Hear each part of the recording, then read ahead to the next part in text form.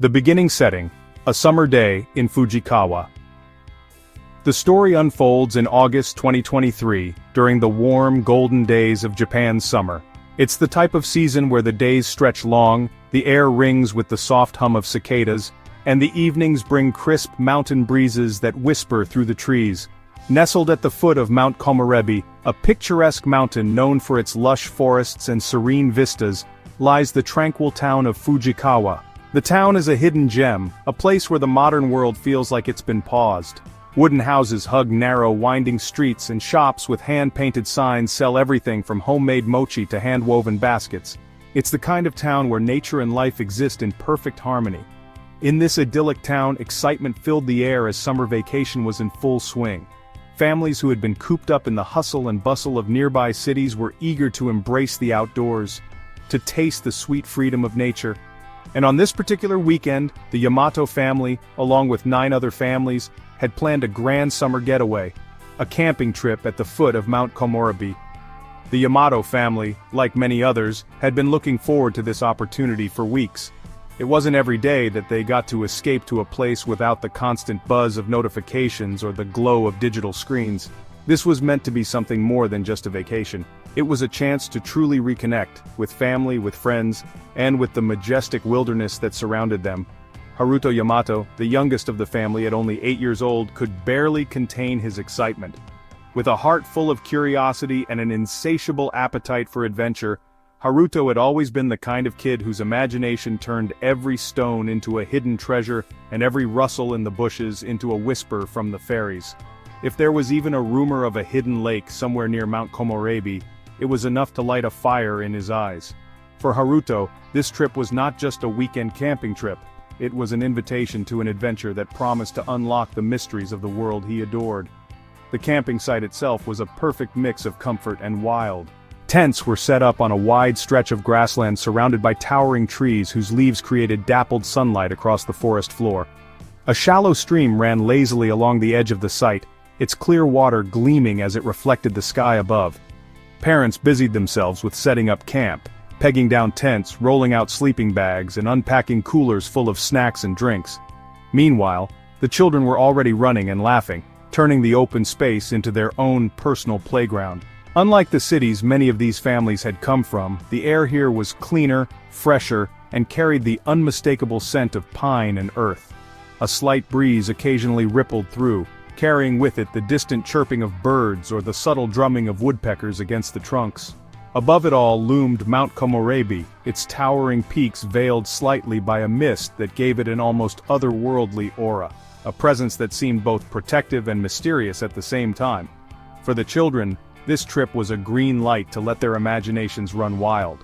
Talks of secret trails, hidden caves, and the legendary Honey Lake, which was said to reflect the stars at night, buzzed through conversations around the picnic tables.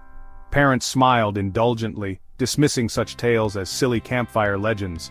But for Haruto, and the other young dreamers, these stories were far more than fiction. They were maps to undiscovered worlds waiting to be explored. As the day progressed, bonds were formed over shared meals and stories. Families gathered in clusters, some chatting leisurely over cups of iced tea, others taking short hikes to admire the surroundings. Laughter echoed from the children while they skipped stones on the stream, or built fortresses from fallen branches and leaves. What no one knew, as the sun started its slow descent behind the towering silhouettes of the trees, was that the serenity they basked in was about to be shattered. Haruto's sense of wonder and adventurous spirit, which made him so beloved, would lead him on a path that no one could foresee, a path that would change everything. The protagonist, Haruto Yamato. Haruto Yamato was no ordinary 8-year-old. He was the kind of boy who always seemed to carry the aura of adventure wherever he went. Small for his age but brimming with energy, Haruto had curious almond-shaped eyes that sparkled with mischief and an infectious grin that could light up even the grayest of days. He was a whirlwind of curiosity tied to a boundless imagination, perpetually on the lookout for his next adventure. Life to Haruto was a story waiting to be written, and he fully intended to be the protagonist of his own epic tale. Growing up as the youngest child in the Yamato family, Haruto had always been the darling of the household. His father, Akira, a history professor, often called him his little explorer, and fed Haruto's wild imagination with tales of ancient samurai, mythical fox spirits, and lost kingdoms hidden deep within the forests of Japan. His mother, Hana, was the complete opposite, a calm and nurturing primary school teacher who balanced Haruto's chaotic energy with her gentle warmth. Then there was Mai, Haruto's elder sister, a studious and slightly overprotective 13-year-old who played the role of the voice of reason when Haruto's dreams of adventure grew too grand to handle.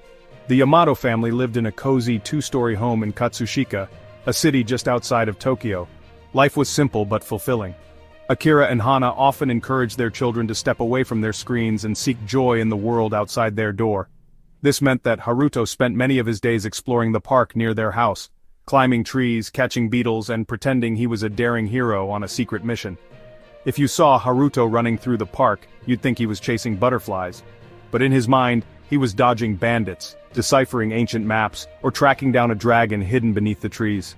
For Haruto, nature was magical, an endless repository of secrets only revealed to those willing to look close enough.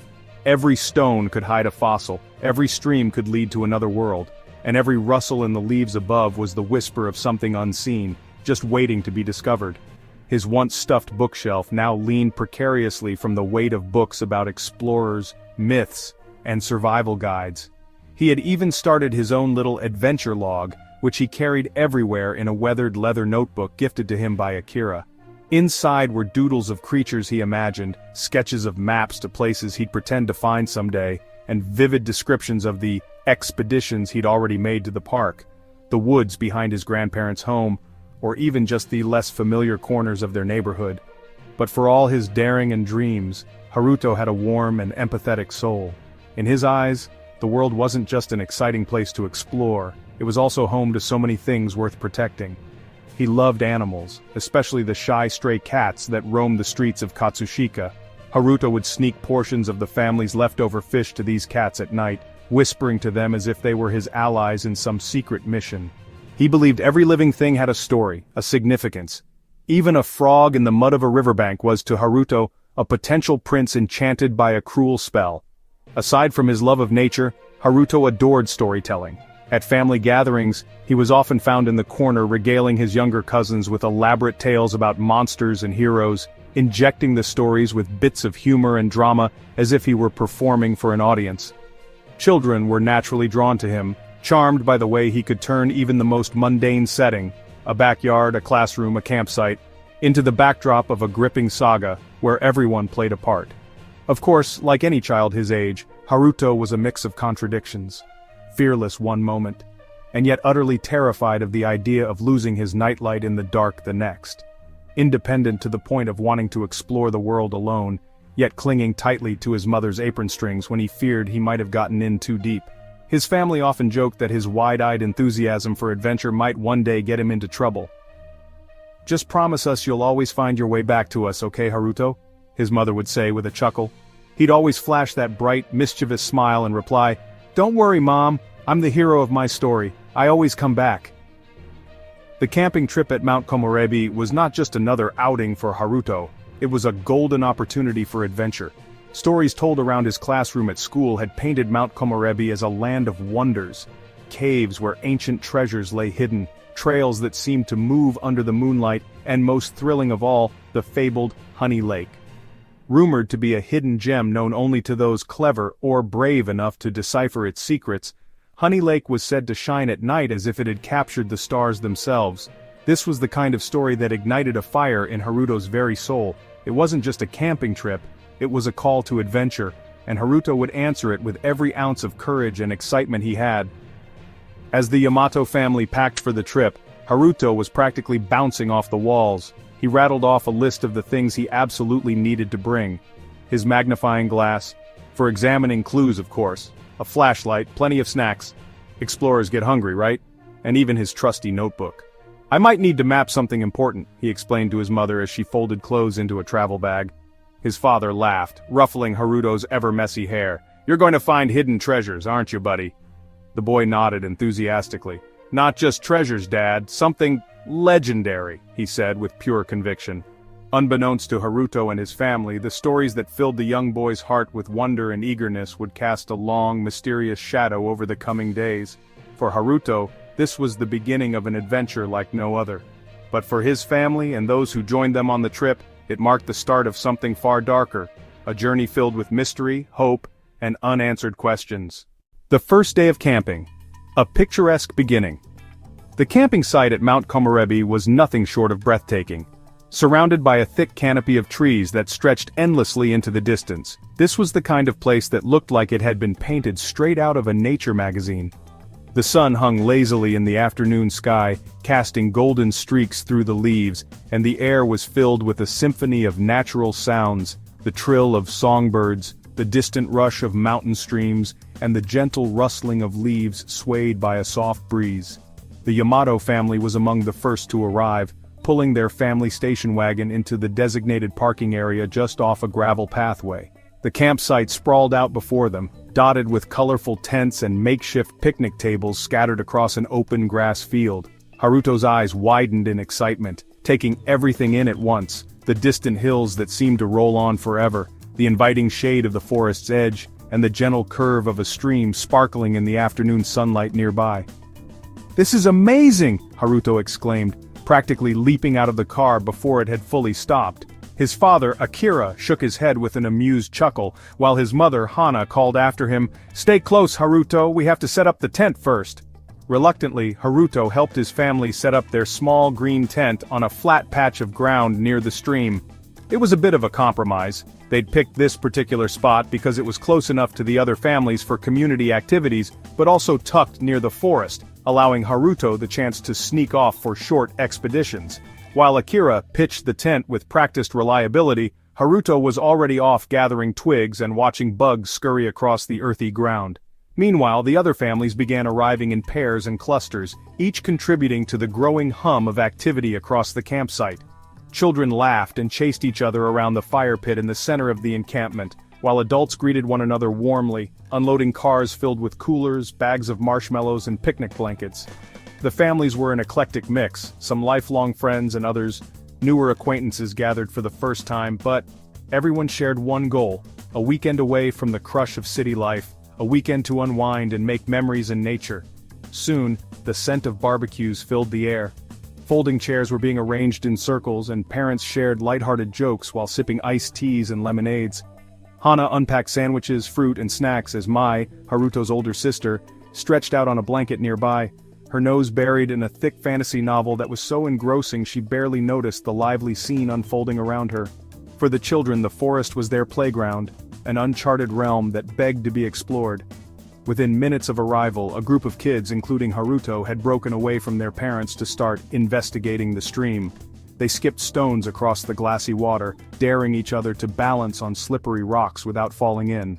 Haruto, who seemed to be crowned the unofficial leader of their mini-expedition, quickly declared the stream enchanted, and suggested it might lead to the legendary Honey Lake he had been dreaming about since the trip was first planned. "It's said only the bravest explorers can find it," Haruto announced with dramatic flair, clutching his trusty leather notebook in one hand. A few of the kids giggled, but some listened seriously, captivated by the conviction in Haruto's voice. Even as the other kids eventually wandered back to the campsite, Haruto's eyes lingered on the tree line, scanning it as if expecting to see the glimmer of something magical. Late in the afternoon, the group regrouped at the center of the campsite for a collective meal. Picnic blankets covered in checkered patterns were spread out on the grass, and kids grabbed handfuls of potato chips and sandwiches before running off again. Parents shared stories about work and life back in the city, laughing and stealing glances at the blue skies overhead, feeling the weight of stress evaporate in the tranquil environment. It was the sort of evening that felt almost timeless, like it could have been pulled from any summer decades past. The children were free to roam, their laughter echoing through the clearing. Haruto, now armed with a newly discovered walking stick and his flashlight tucked into his waistband, talked incessantly about his plans to discover trails no one had ever walked before. His mother, amused but slightly cautious, reminded him again and again to stay within sight. "Don't go too far, Haruto, we've got plenty of time for adventures tomorrow," she said.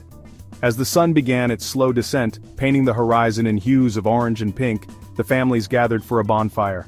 Sparks danced in the rising smoke while marshmallows turned golden brown over the flames. The kids sat in small clusters exchanging ghost stories, their faces illuminated by flickering light. Haruto, ever the storyteller, spun a tale about the forest guardians of Mount Komorebi, spirits that protected the land but warned intruders to stay away from secret places. Though the story wasn't real, Haruto told it with such sincerity that even a few of the adults glanced nervously over their shoulders into the dark woods. "I'm telling you," Haruto whispered fervently to the younger kids sitting beside him. "There's a reason no one's ever mapped this place completely. The forest has secrets it doesn't want to share." The evening ended in laughter and light-hearted cheer, with parents herding sleepy children back to their tents for the night. But Haruto, even as he lay inside his sleeping bag, couldn't help but replay every detail of the day in his mind. His dreams that night were filled with images of glowing lakes, mysterious trails, and treasures waiting to be found. Unbeknownst to anyone, that night marked the last moment that calm would reign over Mount Komorebi. Haruto's boundless enthusiasm for adventure, even as it enchanted those around him, would soon send ripples through the lives of everyone at the campsite in unimaginable ways. The disappearance. The afternoon sun was beginning to dip lower in the sky, casting a warm amber glow over the campsite. Most of the families were at ease, sharing stories, enjoying snacks, or watching the younger children chase each other around the open field. Haruto, however, was nowhere near the hub of the activity. He had always been drawn to the boundaries of what he knew, those unseen edges of mystery, and on this particular day, he couldn't resist the pull of the trees. It wasn't unusual for Haruto to venture off during outings like these. He had a knack for disappearing into his own little world of exploring and re-emerging hours later, tired but triumphant, with tales of ancient ruins he'd found buried in the dirt or dangerous creatures he had bravely avoided. "Where's Haruto?" a parent might ask, only to hear another shrug and respond, "Probably saving the world somewhere." And indeed, that's how it started on this day as well, another one of Haruto's quests. Earlier in the afternoon, Haruto had rallied a small group of children in an attempt to find the legendary Honey Lake.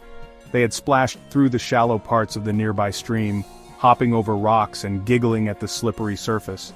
For Haruto, this adventure wasn't just play. It was an exciting mission where the adults couldn't interfere. As they moved deeper into the woods, the air seemed to shift, growing cooler and quieter. "Just follow me," Haruto had told his friends confidently. "I'm sure it's this way. The legends always say the lake is hidden by the tallest trees in the forest."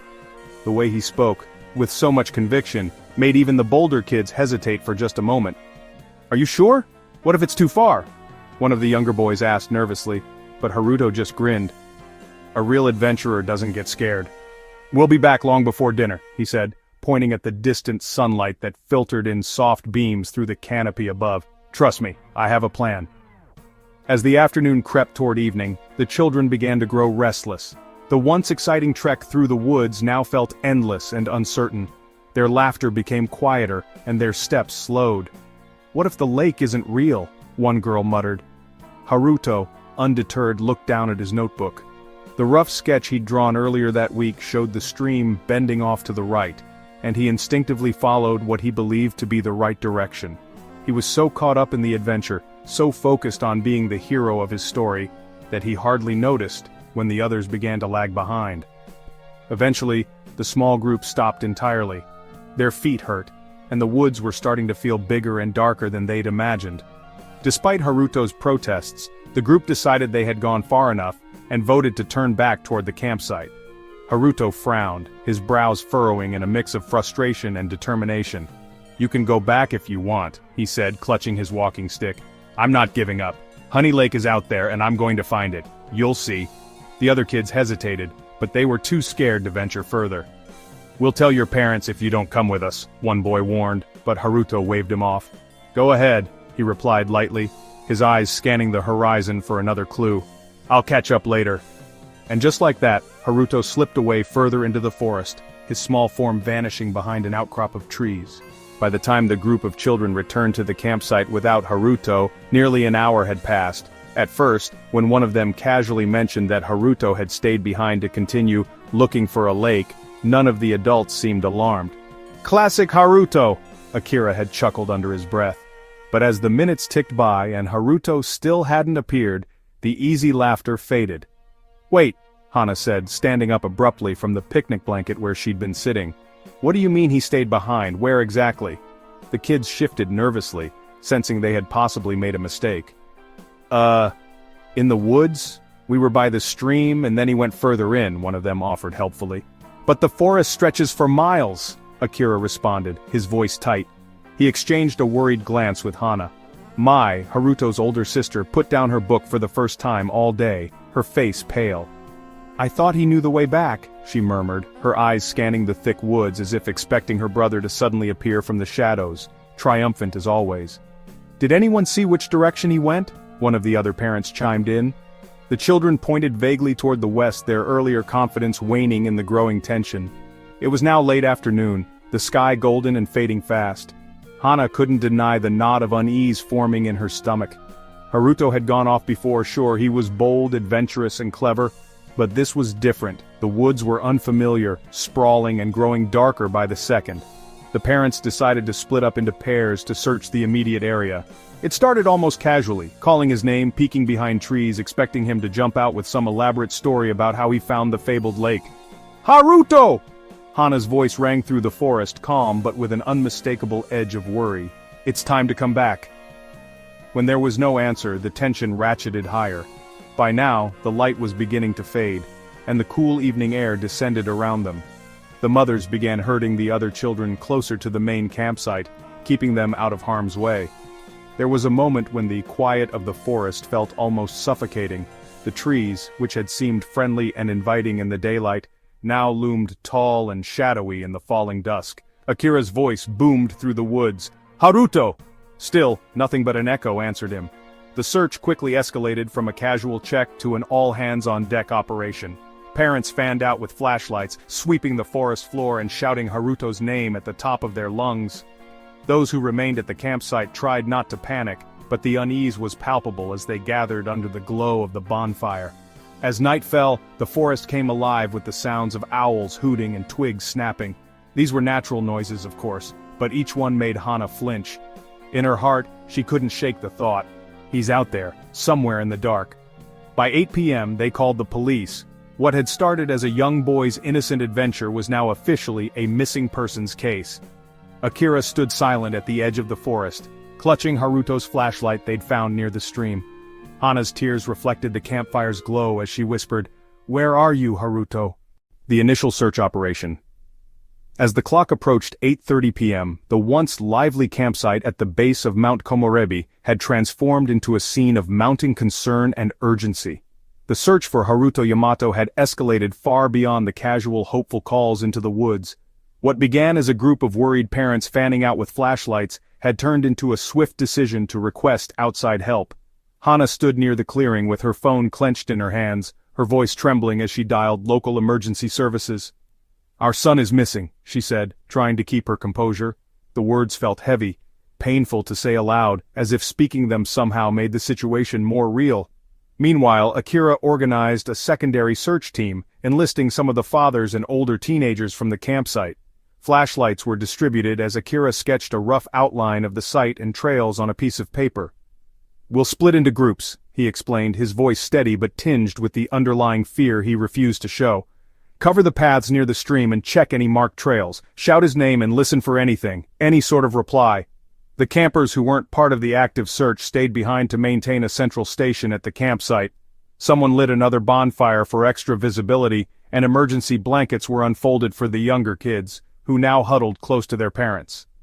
For some, the gravity of the situation hadn't fully settled in, while others whispered to each other about the dangers of the forest. The search teams headed out into the night, calling Haruto's name as beams from their flashlights swept through the dense underbrush. The forest grew eerily quiet as the last remnants of daylight disappeared entirely. By now, the only light came from the pale glow of the half-moon and the scattered lights of the search group. "Haruto!" Akira's deep voice echoed through the towering trees, bouncing off the rugged landscape but receiving no response. The forest swallowed the sound as if unwilling to return even an echo. Beside him, another father, Mr. Tanaka, carried a powerful flashlight and muttered, "Kids always think they know the way back. Maybe he's just trying to prove something," and got turned around. Akira nodded, but said nothing. His mind was racing. Haruto was clever, adventurous, yes, but he also knew not to wander too far. He knew better, Akira thought, gripping the flashlight tightly. But as he scanned the forest floor for footprints or signs of his son, his heart dropped with every step deeper into the unfamiliar woods. On the other side of the forest, Hana was leading a smaller group along the outer trails. She was methodical, checking behind every tree, every fallen branch, every shadow that could give her even the faintest glimmer of hope. "He's probably hiding," one of the mothers offered kindly, trying to reassure Hana. "Kids like to turn this into a game to see just how long they can stay hidden." "Maybe," Hana answered quietly, though her gut told her otherwise. Haruto wasn't the type to play games when it might genuinely upset someone. If he hadn't come back yet, it meant he couldn't. She brushed aside branches and checked near the base of a rocky incline, each step growing heavier.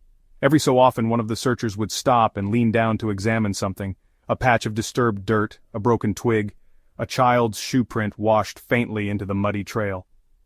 Each discovery brought a brief flash of hope, only to end in disappointment when it didn't lead anywhere. By 10 p.m. the tension had grown almost unbearable. The police had arrived with their flashing lights illuminating the darkened parking lot.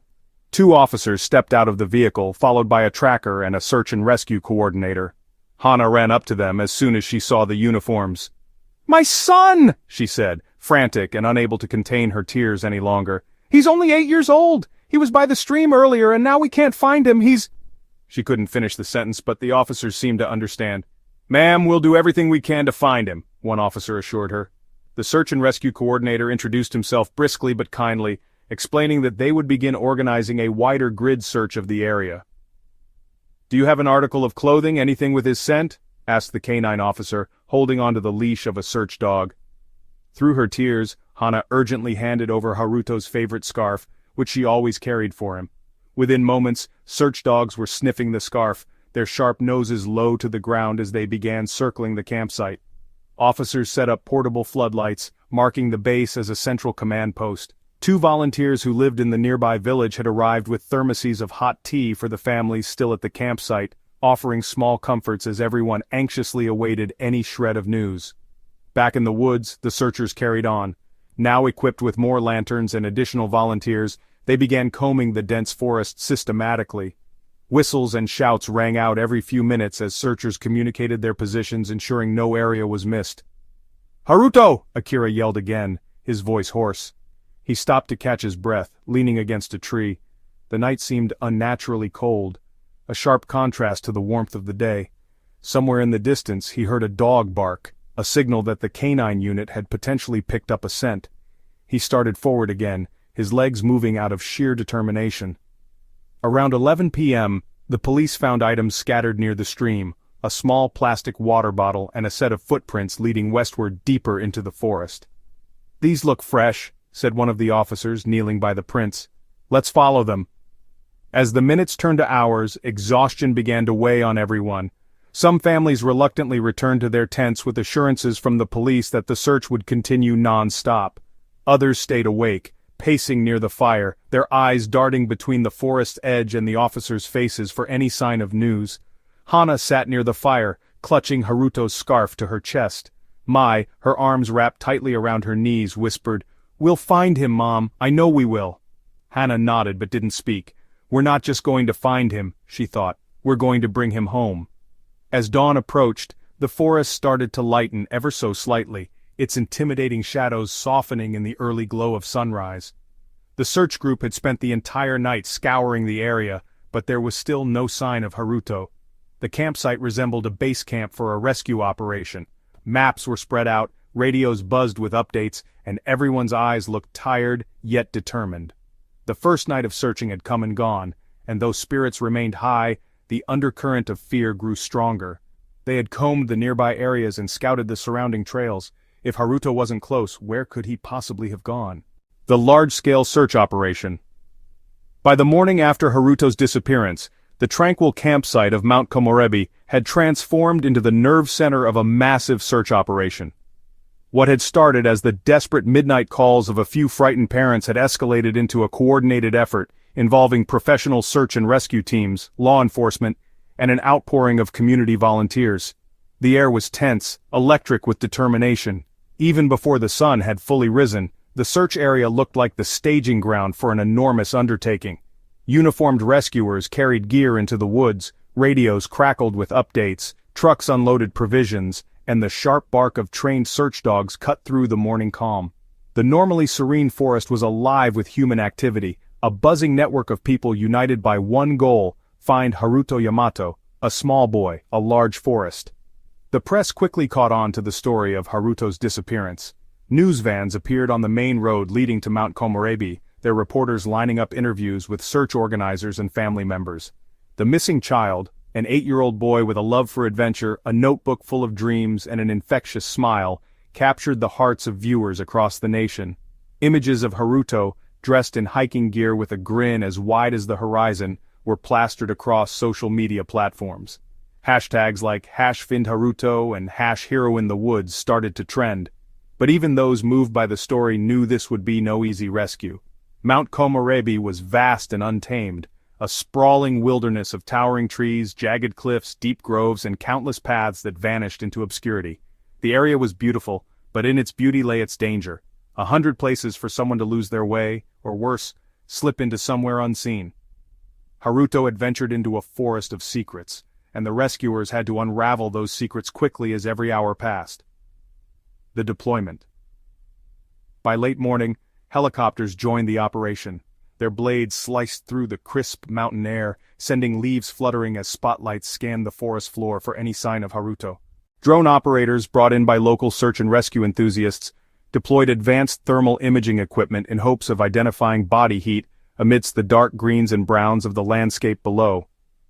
"He might have sought higher ground for a better view," suggested one of the rescue leaders. Teams were dispatched to comb nearby ridges and hilltops. Others focused on the flatter trails, sure that Haruto might have tried to retrace his steps toward the campsite, but had gotten turned around in the labyrinth of trees. The search was split into zones, each zone led by a team of professionals equipped with two-way radios and topographic maps of the area. Volunteers, local townspeople, hikers familiar with the region, and even complete strangers who had seen the story on TV, were assigned to wider perimeter sweeps. Groups wore bright fluorescent vests and tied brightly colored ribbons to trees to mark their progress. Nobody wanted to leave any part of the forest overlooked, the emotional center. Back at the campsite, the Yamato family became the emotional center of the entire operation. They sat near the makeshift command post, arms wrapped around one another, faces etched with worry. Reporters tried to keep a respectful distance but couldn't resist snapping occasional photos of Hana and Akira, their expressions filled with equal parts determination and helplessness. Akira, now hoarse from hours of yelling Haruto's name the night before, kept pacing the clearing. Hana held Haruto's scarf tightly in her hands, almost as if willing it to guide her boy back to them. Mai, Haruto's teenage sister, rarely spoke now. The confident, determined voice she had used to assure her mother the night before was gone. She sat curled on a camping chair, lost in her own thoughts.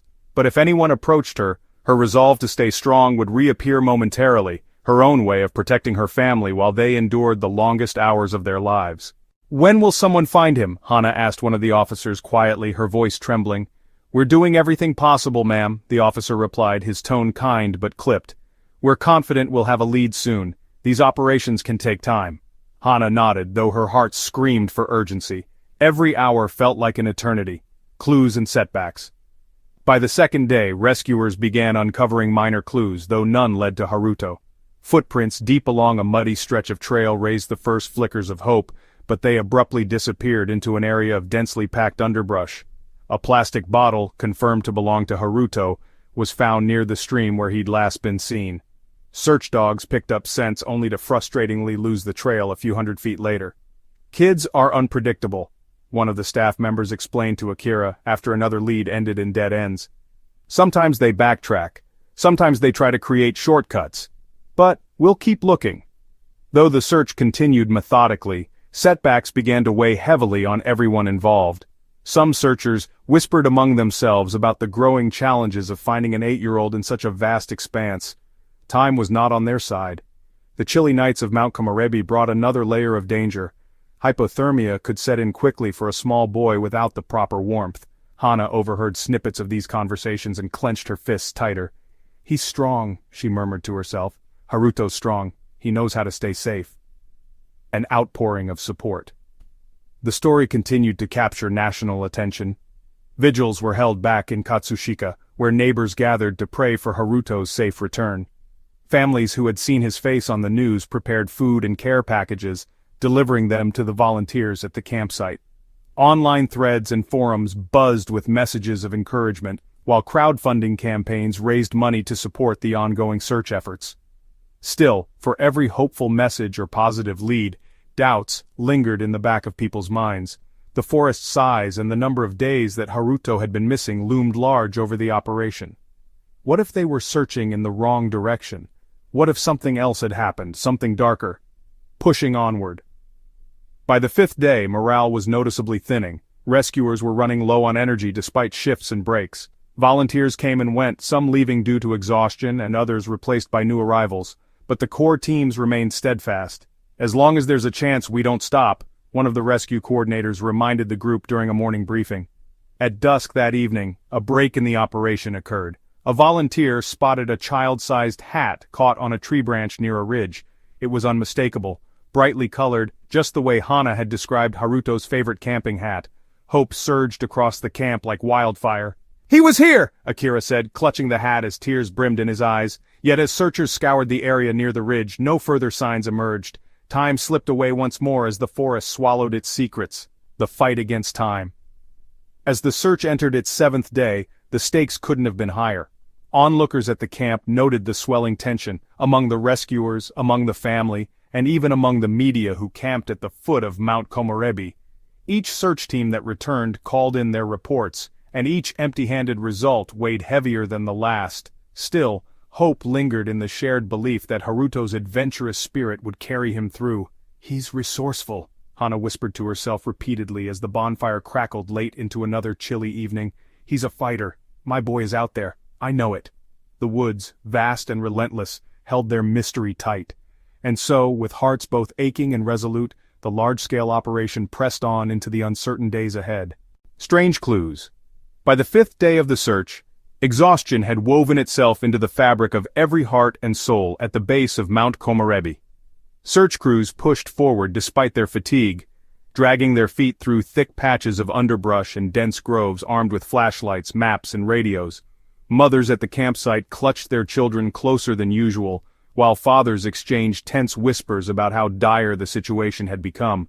Yet, amidst all the chaos and fear, a strange ripple of hope began to emerge, a series of puzzling clues that only deepened the mystery of what had happened to Haruto, the discovery of the hat. It was early in the evening, and golden hues of sunlight barely peeked through the towering treetops. A volunteer hiker named I.G. Ito, someone familiar with the dense terrain of Mount Komorebi, had just ventured off a marked trail near a rocky ridge. As I.G. slowly made his way along a steep incline, something vibrant caught his eye, a shock of color that seemed wildly out of place against the greens and browns of the forest floor. "I found something!" I.G. called out, breaking the solemn silence of the search zone. His voice cracked with anticipation as he dropped to his knees near a tree branch. There it was, a child-sized hat, brightly colored with red and yellow stripes, snagged on a low-hanging branch as if a small hand had accidentally left it behind. Within moments, a team of searchers gathered around the ridge. The campsite's radio channels buzzed with sudden activity as the message spread rapidly. "Haruto's hat has been found." Akira arrived breathless, his hands trembling as he reached for the familiar hat. His voice shook as he murmured, This is Haruto's hat." Tears threatened to spill from his eyes as he clutched the small item tightly against his chest.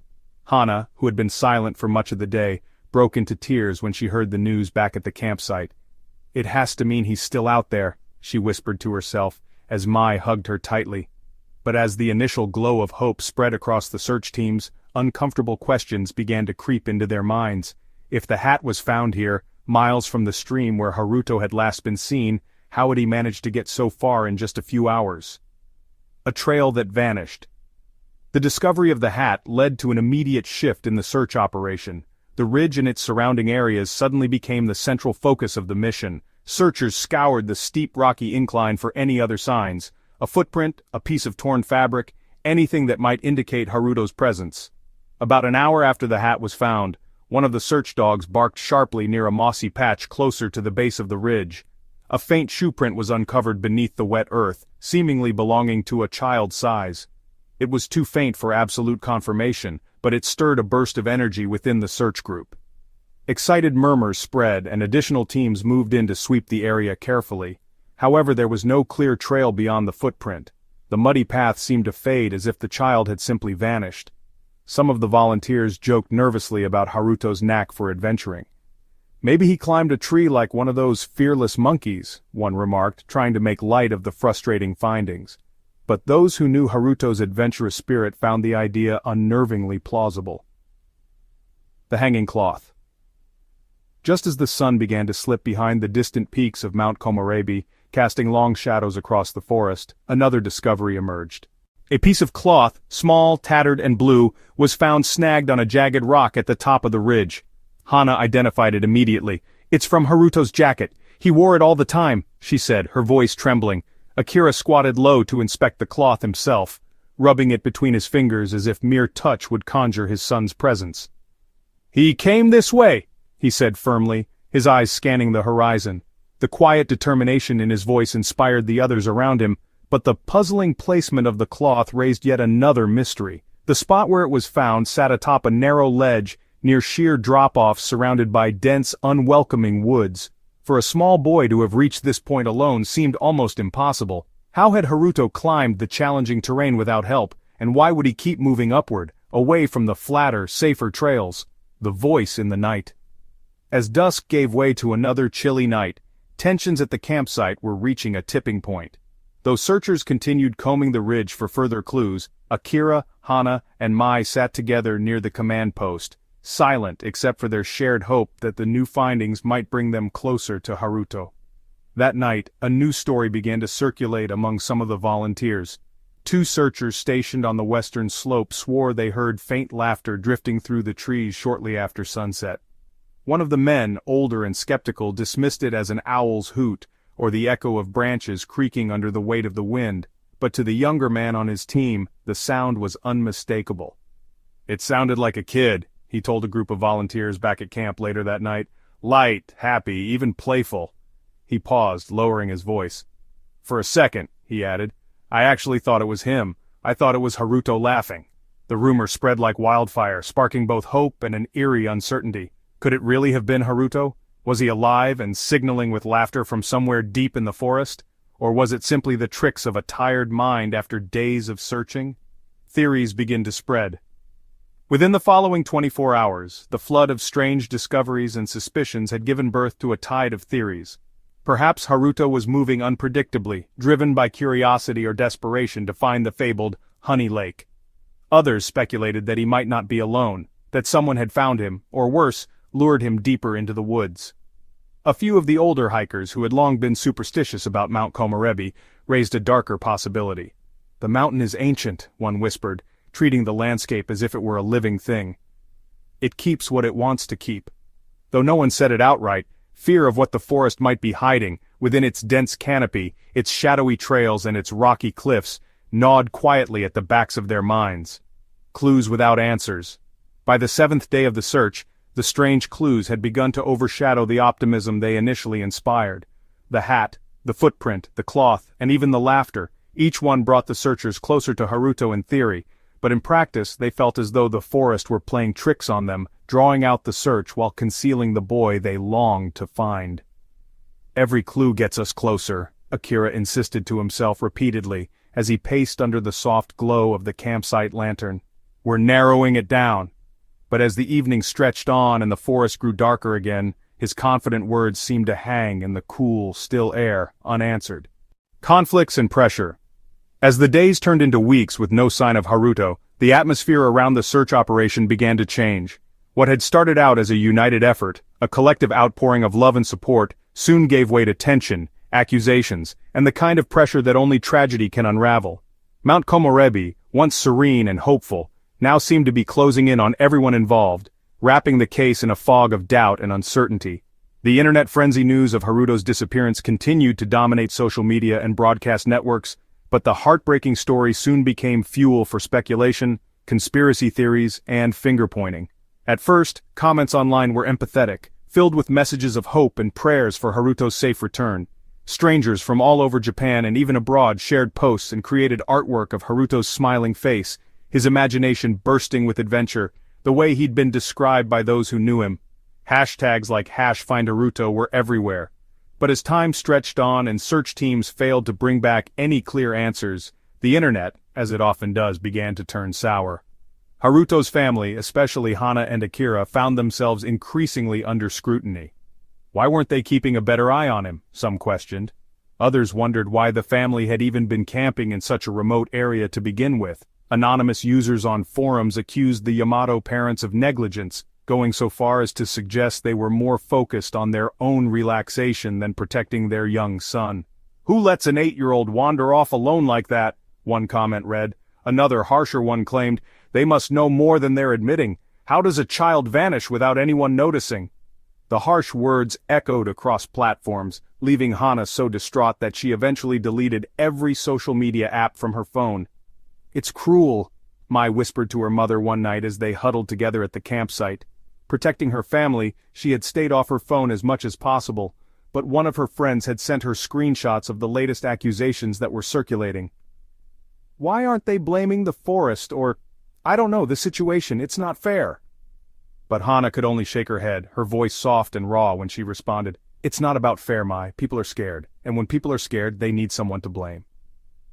Police versus family. The stress of the ongoing operation began to strain the already fragile relationship between the Yamato family and local authorities. While the police and search and rescue teams maintained that they were doing everything within their power, the family sometimes felt the efforts were slowing and that Haruto's disappearance wasn't being treated with the urgency it deserved. "There are leads, but none are conclusive," an officer told Akira on the 9th day, when the father pressed for updates after another team returned with no real findings. "What do you mean, none are conclusive?" Akira snapped, his exhaustion and anger bubbling just beneath the surface. "There's the hat! There are footprints! Why aren't more people out there searching the ridges? Why aren't drones looking deeper into the valleys?" "Sir," the officer replied carefully, straightening his posture, "we've been expanding the search zones every day. I assure you we're working tirelessly, but areas like this, nature like this, take time." His words, measured and logical, didn't soothe Akira. "Time?" Akira's voice cracked. "Time is the one thing Haruto doesn't have." Nearby, Hana sat slumped near the fire pit with Mai, overhearing the exchange. If her husband had always been the level-headed one, the person who stayed calm under pressure, those pieces of him were unraveling as the days passed. She couldn't blame him. Weren't they all unraveling? The camp divides? Even among families and volunteers, cracks began to form within the once tightly knit group of campers who had originally bonded over shared meals and marshmallow roasting. Some of the families who had joined the Yamatos on that ill-fated camping trip had questions of their own. Whispered conversations around the perimeter of the camp grew louder. Some wondered why Haruto had been allowed to stay behind the group when the other children turned back. Others questioned the stories they had heard about Haruto's adventurous tendencies. "You know," one father from a neighboring tent murmured to another as they stood near a makeshift coffee station late one night, "if they knew their kid was always running off exploring, shouldn't they have been watching him closer?" The other man frowned but nodded reluctantly. "I keep thinking about that story of the Honey Lake the kids mentioned. They said he wanted to find it," he added. "How does a story like that even come up? Did someone tell him it was real?" It wasn't long before some of these sentiments found their way back to Akira and Hana. A mother, one of Hana's acquaintances, approached her delicately one quiet afternoon at camp. She started cautiously, her voice tinged with pity. "Hana, we're all just so worried," she began softly. "But Haruto, was he always this curious? I mean, did you ever worry his adventures might go too far?" Hana froze. The words, though spoken gently, felt like a veiled jab, a careful accusation disguised as concern. For the first time she found herself questioning what had seemed so natural before. Had they been too lenient? Had they misunderstood the very essence of their child's personality? She bit her lip, saying nothing, just offering the woman a polite nod before turning away. Conspiracy and public doubts. Outside the camp, the media began speculating, some leaning into wild theories while others took a darker turn. Local news outlets tried to stay professional, focusing their segments on the scale of the search and the efforts being poured into finding Haruto. But tabloids, online blogs, and talk shows were less restrained. Some segments raised the possibility of abduction. They pointed to the fact that Haruto's trail seemed to vanish, and theorized that someone might have led him deeper into the forest. Others hinted at foul play closer to home, wondering aloud if someone from the camping group could have harmed Haruto, intentionally or otherwise. One particularly harsh article titled "The Boy Who Never Existed" questioned if there might be layers to the story the public had yet to uncover.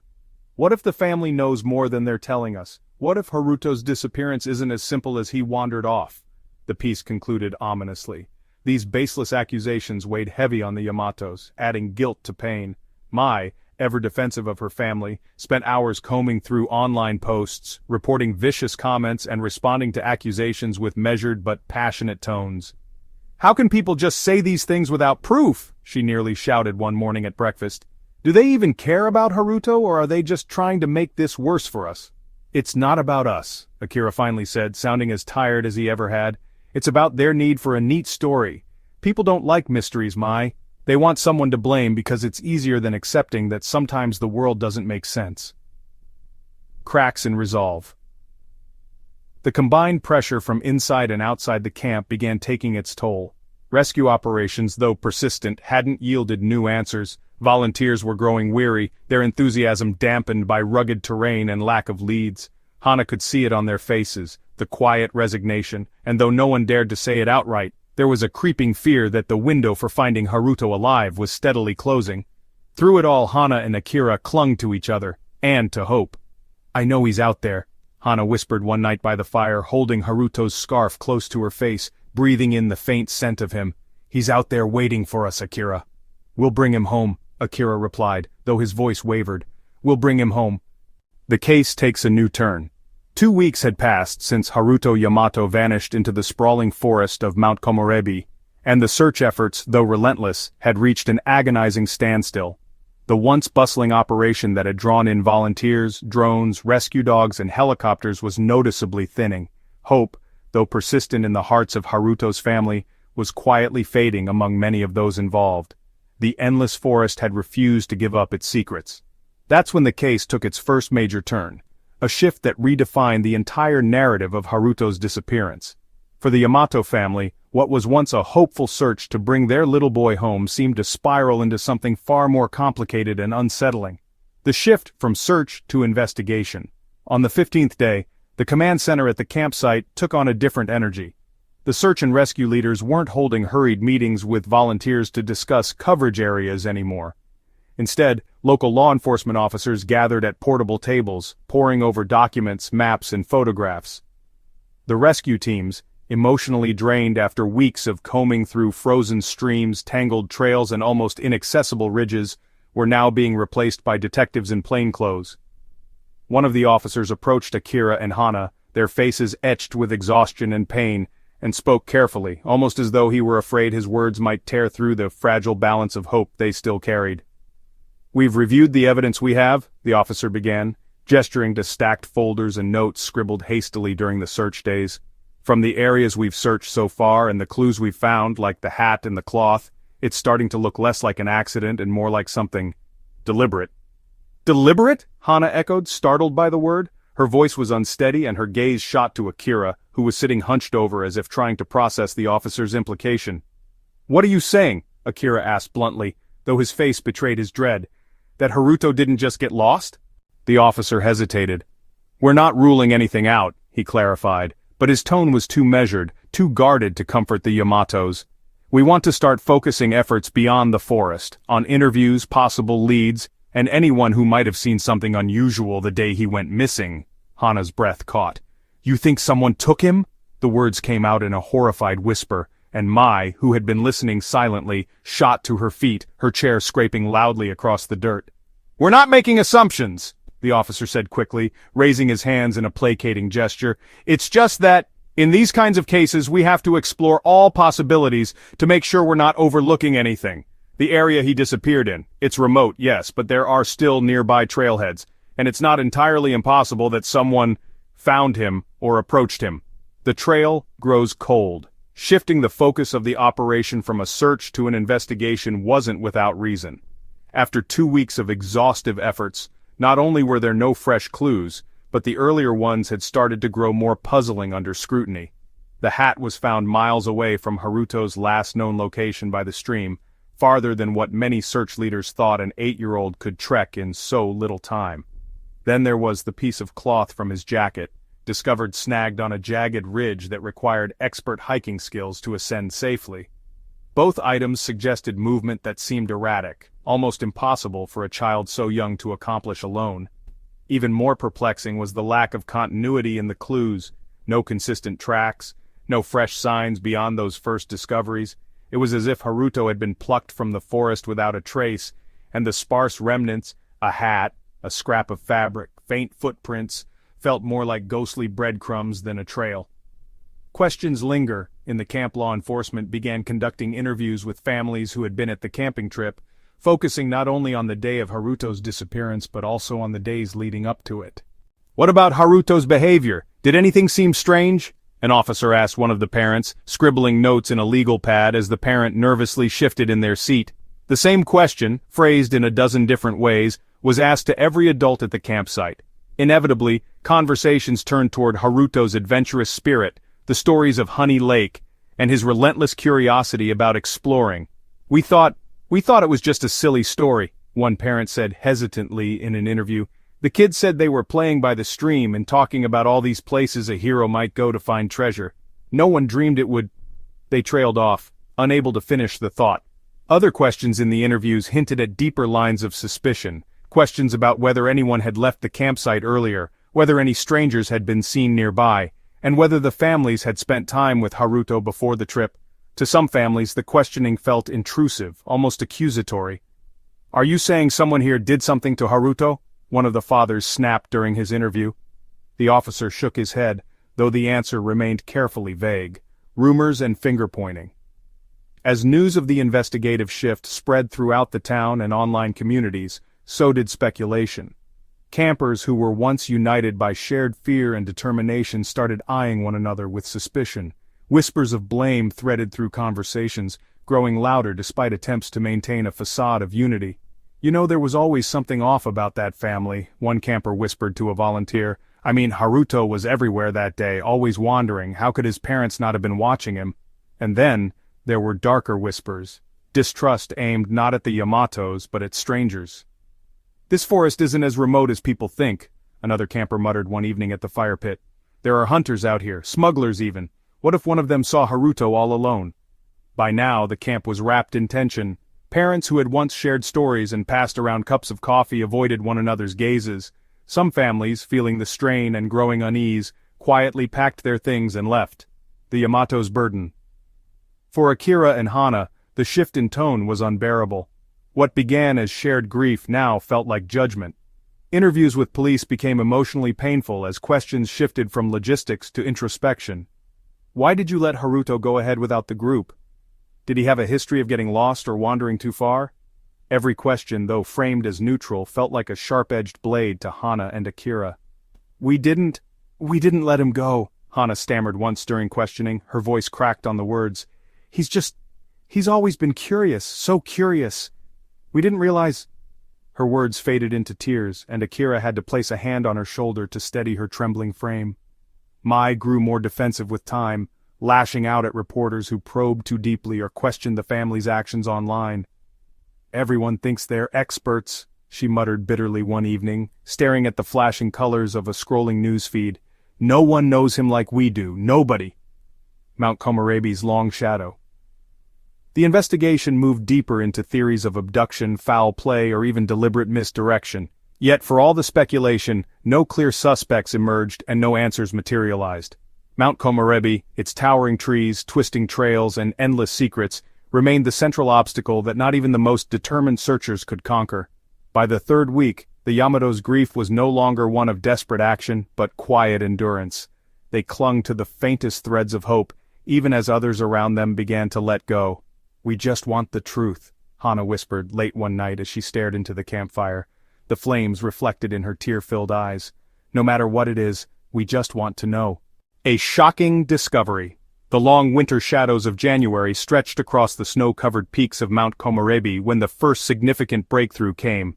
It had been months since Haruto Yamato first went missing in the summer of the previous year, and while the urgency of the initial search had dimmed, the pain for Haruto's family remained evergreen. The Yamato family refused to leave Mount Komorebi entirely, splitting their time between their home in Katsushika and this haunting mountainside, clinging to the faint hope that some sliver of a clue would emerge. But life had moved on for everyone else. The search teams had gradually disbanded. Volunteers had returned to their daily lives. The media frenzy had settled, replaced by other, newer tragedies sweeping across attention spans. Even in the digital world where hash-fiend Haruto once populated feeds everywhere, interest had waned. For the Yamatos it was like grieving in suspended silence. And then everything changed. An unlikely encounter. It was an unseasonably cold morning in mid-January, the forest quiet except for the distant crunch of boots on snow. Taro Nakamura, a seasoned mountaineer and hobbyist hiker who frequented Komarebi's lesser-known trails, had chosen that day to attempt a winter climb near one of the steeper ridges of the mountain. Taro had been visiting Mount Komarebi for years, even before the tragedy surrounding Haruto's disappearance. The boy's story had lingered in his mind during every hike since. Taro was navigating a narrow, snow-dusted path when he slipped slightly, his footing wobbling against the icy surface. Quickly correcting himself, he reached out for grip and noticed something unusual just off the trail, obscured by the underbrush. A small splash of color, a pale glimpse of blue and red peeking through the frost-covered debris. Curious, Taro knelt and brushed off the snow delicately. It didn't take long for him to realize what he'd found. It was a tiny backpack, faded but unmistakable in its colorful design. His breath caught, and his heart hammered against his chest. The bag was child-sized, the kind parents carefully pack with snacks, books, and notebooks for trips like the one Haruto had been on. Could it be? Taro muttered to himself, his voice trembling. Confirmation of the bag. Taro immediately alerted the authorities, his voice shaking as he relayed his location to the emergency hotline. While he waited for rescue coordinators to arrive, he carefully unzipped the bag, trying not to disturb its snowy resting place too much. Inside, he found a small water bottle, a worn pencil case, and a notebook, items that felt heartbreakingly innocent in such a cold, desolate place. What truly confirmed his fears, however, was a small patch on the front of the bag embroidered with the name Haruto. By the time law enforcement and search and rescue teams arrived, the once deadened atmosphere surrounding Haruto's case had reignited. The discovery of the backpack, a literal piece of the boy's life frozen in time, sent shockwaves through the Yamato family and the community that had once rallied around them. The Yamatos react. When the officers knocked on the Yamatos' door at the cabin they had rented not far from the base of Mount Komarebi, Hana answered with a mixture of dread and desperation in her eyes. Standing behind her, Akira watched as the officers removed their hats out of respect. "We think we've found something," said one of the officers, carefully holding up an evidence bag containing the frozen remnants of Haruto's backpack. Hana gasped, her hand flying to her chest. "His bag. That's his bag," she whispered, her voice breaking as tears threatened to fall. Akira stepped forward, his face pale but composed enough to nod firmly. "Where?" was all he managed to ask. "It was found near an isolated ridge," the officer explained. "The terrain is rough and rarely traveled. We've sent teams back up to investigate the immediate area thoroughly." Mai, who had just come out of her room after overhearing the commotion, froze in place. The sight of her brother's bag stirred a wave of familiar ache in her chest. Is he? She couldn't finish the question, perhaps too terrified to ask it aloud. "No body has been found," the officer said quickly, sensing where the conversation was headed. "But this is the first direct lead we've had in months." A renewed search. The rediscovery of Haruto's possible trail invigorated search teams that had gone dormant after months of stagnation.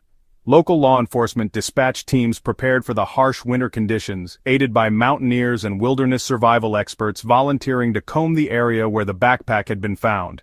To Hana, it felt like a cruel trick, hope being dangled in front of them again just when the family was barely recovering from the pain of earlier searches. She clutched Haruto's scarf close to her chest, watching the new operation unfold from her cabin window, while trying not to read too deeply into what the discovery could mean. "To find the bag after all this time," Akira mused one night, pacing the room, his voice filled with frustration and sorrow. "How long has it been sitting there? Days? Weeks? Since the summer?" He stopped, casting a helpless glance at Hana. "If they'd searched this same ridge months ago—" "They didn't know where to look, Akira," Hana interrupted, her voice tired but calm. "Neither did we. Let's not think about what didn't happen. Let's focus on right now. A gruesome discovery." The renewed search didn't take long to yield devastating results. 3 days after Haruto's backpack was recovered, rescue teams investigating the area found a steep ravine not far from where the bag had originally rested. At first, it seemed like just another treacherous drop amidst the deceptive slopes of Mount Komorebi. But upon closer inspection, something caught the glint of sunlight against the snow: a shoe. It was partially buried under a thin layer of frost, worn and dirty from exposure but small enough to belong to a child. Not far from the shoe, deeper in the ravine, searchers spotted another detail buried slightly under fresh snowfall: fabric. Specifically, a light green jacket, ripped and weathered to the point where its original design was barely recognizable. By the time they reached the bottom of the gorge, hope turned into heartbreak. Beneath the jacket and covered in layers of ice and debris, they found the body of Haruto Yamato. His small frame lay cradled by the jagged rocks, surrounded by snow that had both hidden and preserved him for months. The discovery was devastating. For the team of searchers who had worked tirelessly for months, it was the closure they had fought so hard to deliver. But for Haruto's family, it was the kind of news that stole the breath from the room, leaving behind only hollow, aching grief. Unanswered questions. Though the discovery of Haruto's body officially closed the case, it raised more questions than answers. How had he ended up so far from the campsite? His trek to the ridge and his fall into the ravine seemed far beyond what an 8-year-old should have been capable of navigating on his own. And then there was the question of the backpack. Why had it been found away from the ravine, seemingly placed where it could be spotted rather than left by accident? Had Haruto consciously dropped the bag to signal for help, or was there something, or someone, else involved? Even as investigators pieced together an explanation, a tragic accident caused by disorientation, and an unrelenting drive to find the mythical Honey Lake, Hana and Akira couldn't shake the feeling that something vital had been overlooked. "He loved adventures," Hana whispered one cold evening, her hands trembling as they traced the edges of Haruto's scarf. "But he always came back. He always came back to us." This discovery, though it brought tragic resolution, left lingering shadows over Mount Komorebi. For the Yamatos, and for those who followed the case, it was a stark reminder of how mysteries, even when solved, don't always offer peace. The truth revealed. Months after the tragic discovery of Haruto Yamato's body in the icy ravine, Mount Komorebi remained shrouded in an air of sorrow and mystery.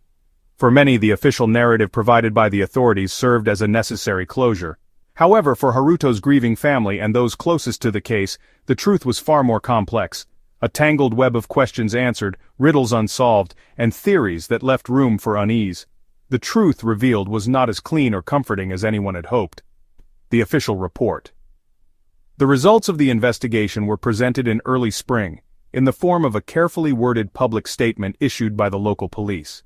Journalists, neighbors from Haruto's hometown in Katsushika, and curious onlookers gathered outside the precinct office, their breath fogging in the crisp morning air as reporters scribbled notes and cameras rolled.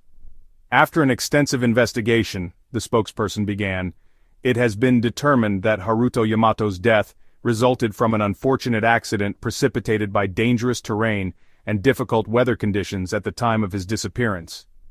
Details followed. The officers explained that Haruto, fueled by his adventurous spirit and belief in the mythical Honey Lake, had strayed farther from the campsite than any of the search coordinators initially anticipated. They believed he climbed to higher ground in search of clearer views, a decision often made by disoriented hikers. Somewhere along the way, he slipped, tumbling into the deep ravine where his body was later discovered. The report painted a grim yet plausible picture, an imaginative boy with an indomitable curiosity, wandering beyond the grasp of safety, becoming lost in the vast, unforgiving wilderness of Mount Komorebi. But this conclusion came with caveats. Despite the complete investigation, key details remained troublingly vague. Lingering questions. For the Yamato family, the official findings offered little comfort. Instead of ending their pain, the conclusion deepened their sense that something vital had been overlooked, something that might explain the darker, stranger elements of the case. "If he fell," Akira questioned repeatedly, "why was his backpack miles away from the ravine? How did it end up perched neatly on a ridge as if it had been placed there intentionally? Haruto would never just leave something behind like that, not unless he was trying to signal for help, or unless someone else left it." Haruto's older sister Mai had her own doubts. He was always careful, she argued. Even when he climbed trees or played on rocks, he always tested his footing. He knew his limits. Her voice, tinged with grief and anger, grew sharp. I don't understand how he could have made it so far, especially through such rugged terrain, without somebody noticing. The biggest question of all lingered like an unspoken ghost haunting every conversation. Was Haruto truly alone on that mountain? Contradictory details. Certain clues still didn't fit neatly into the narrative of an accidental death. Why was it found so far from the ravine? Officials theorized Haruto might have accidentally dropped it or discarded it to lighten his load, but Akira was quick to counter. It wasn't just any bag, it was bag, he said. He carried it everywhere, like his treasure chest. He wouldn't have simply forgotten it. Some even whispered that its location suggested interference, someone else moving it after Haruto's fall. The small, tattered piece of Haruto's jacket left snagged on a jagged rock seemed deliberate to some searchers, as though placed where it might later be discovered. Was it a coincidence, or had it been left as a kind of breadcrumb? No concrete answers ever followed. Among the lingering theories, none came up as often in local whispers as the eerie accounts of faint laughter heard by searchers on one cold night early in the search. It could have been an owl, one officer dismissed, but those who thought otherwise wondered, had Haruto been alive and calling for help, only to be too far for anyone to find? The rise of theories. While police and forensic experts stood firm that Haruto had been alone, the discovery fueled a wave of theories both online and within local circles. Some speculated that Haruto had encountered someone on the trail, unseen by the camp or searchers, who either led him astray intentionally or attempted to help him, but failed. This theory gained enough traction to spark whispers of strangers seen hiking in the area on the day of his disappearance, though no evidence of foul play was ever confirmed. A peculiar perspective centered on Haruto's obsession with Honey Lake, the mythical body of water said to reflect the stars. Had he truly been following trails in search of something he deeply believed to be real? The fantastical lengths Haruto's imagination could have driven him remained difficult to reconcile with the cold facts of reality. Some hikers even ventured down darker paths, citing Mount Komorebi's long history of strange happenings, legends of disappearances, guardians of the forest, and local superstitions tied to the mountain. For those steeped in folklore, the mountain's deep, untouched wilderness seemed almost alive, its secrets fiercely guarded. The police's attempt to reassure law enforcement worked hard to dispel these rumors. This was a tragedy, not a mystery, insisted the lead officer to reporters weeks after the press release. There is no evidence to suggest anything beyond an accidental fall. Our goal is to prevent speculation that only causes more pain to the Yamato family. Still, online forums and articles continued to buzz about the inconsistencies surrounding the timeline of Haruto's death and the way evidence surfaced gradually, almost as if teasing those desperate to find the boy. Tensions revived intermittently, especially with theories that hinted at a larger story being left untold. The Yamato's reactions. The Yamato family alternated between quiet acceptance and restless doubt. Akira, once steadfast in his critical questioning of the search, retreated into himself, spending long hours staring out the cabin window across the forested horizon. Hana, who had always fought hardest to keep hope alive, found herself exhausted from the weight of unanswered questions. There are moments, Hana said softly to a family friend later, where I can almost hear him. I close my eyes and it's like he's just outside the door, about to come running back into my arms with some wild new story about hidden trails or talking animals. Her face crumbled under the weight of her grief. And then I remember. Mai, perhaps the most visibly scarred of the family, poured her energy into preserving Haruto's memory. She created a collection of his sketches and journal notes memorializing his adventures and dreams. He always wanted to be a hero, she told reporters in a rare interview. I just wish he knew he already was, at least to us. Mount Komorebi's lasting shadow. The truth surrounding Haruto's disappearance and death was never fully satisfying. For some it became a cautionary tale about the dangers of untamed wilderness and the unpredictable forces of nature. For others, it was a mystery that would never truly be solved, an enduring question mark etched into the slopes of Mount Komorebi. Even as the image of Haruto's smiling face faded from national headlines, the locals never quite forgot. Some refused to hike the ridge where his body was found, while others left flowers and small wooden carvings near the stream where his hat had first been discovered. To many, the forest still seemed to hold part of his story, hidden beyond the steady hum of the trees, lost somewhere in the silence of the mountains. For the Yamatos, the weight of truth remained heavy and incomplete. Though the world moved on, they continued to wonder, not just about how Haruto had fallen, but about what he had seen, felt, and imagined in the final hours of his extraordinary, short life. "Whatever happened," Hana said quietly one evening, "I hope he found what he was looking for." Lingering doubts. Though Haruto Yamato's death had been officially ruled as a tragic accident, the haunting questions surrounding his disappearance and the baffling discoveries along the way refused to fade. For the Yamato family, the investigation had answered only the surface-level questions: where Haruto's body was found and likely how he had succumbed to the elements. But the deeper mysteries, the ones that gnawed at their sleepless minds night after night, remained. To those who followed the case, Haruto's disappearance on Mount Komorebi became a story riddled with unanswered questions, unsettling coincidences, and a lingering sense that the full truth had yet to come to light. The impossible journey. One of the most puzzling aspects of Haruto's case was the sheer distance between the locations of the clues and his final resting place. The hat found miles away from where his body was discovered baffled investigators from the start. Experts debated how an 8-year-old could traverse terrain so rugged, so steep, in such a short period of time. The path from the stream where Haruto was last seen to the ridge where his body was recovered required a complex trail with dense underbrush, sharp inclines, and stretches with little room for footing. Additionally, for someone Haruto's age, such a trek should have taken hours, even days, and yet all evidence pointed to him navigating those miles in just a matter of hours. There was no logic to it, or perhaps no logic that the authorities were willing to entertain. In my years of experience, one veteran mountaineer and search volunteer later told a local journalist, "The only thing that makes sense is that someone, or something, was guiding him. Either he wasn't alone or he was following something he believed was there. You don't just make leaps like that without reason." Key clues in conflict. Several of the tangible clues left behind raised suspicions that only deepened with time. 1. Why was Haruto's backpack discovered in a location far removed from both his starting point and the ravine where his body ultimately lay? The police theorized Haruto might have dropped it as he became fatigued from climbing the mountainous terrain, but skeptics, including Akira Yamato himself, disagreed. He would never let go of his bag, Akira insisted. It had everything important to him: his journal, his maps, his snacks. If it wasn't with him at the ravine, then someone else left it there, or moved it deliberately. 2.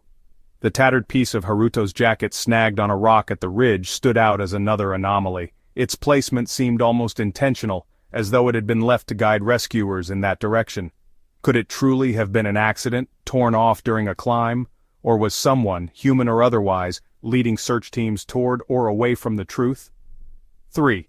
Among the most chilling accounts during the search was the persistent rumor of faint laughter heard by searchers on one of the first nights. While authorities brushed it off as an owl mimicking human tones or the tricks of peripheral hearing in the silence of the forest, others believed this was no coincidence. It sounded playful, one volunteer described later in an interview. It wasn't distant or scattered like an echo. It was close, like the kind of laughter you hear when kids are playing hide and seek. These clues, individually strange but not damning, formed a web of questions that, when pieced together, implied possibilities far stranger than explanations offered by authorities. The role of Honey Lake. Haruto's imagination and obsession with the mythical Honey Lake became pivotal to understanding his psychological state in the days leading up to his disappearance. Honey Lake, as described by Haruto to his friends and family, was said to be a hidden gem somewhere in the depths of Mount Komorebi. It was a lake that reflected the stars at night as if it had stolen the entire Milky Way, according to Haruto's journal. To Haruto, Honey Lake wasn't just a fun story, it was real. His repeated sketches and notes suggested he'd convinced himself that the lake wasn't just legend, but a destination he could find. What haunted Hana and Akira was the possibility that their son's belief in Honey Lake might have lured him deeper and deeper into the wild, beyond the reach of safety. But even as they tried to make peace with this, whispers persisted in online forums and local rumor mills. Was Honey Lake a mere story, the pure product of a boy's imagination, or was it rooted in something more, a local legend tied to the many unexplored parts of the mountain? And if so, how much did Haruto's unwavering belief in it lead to his tragic end? Supernatural theories.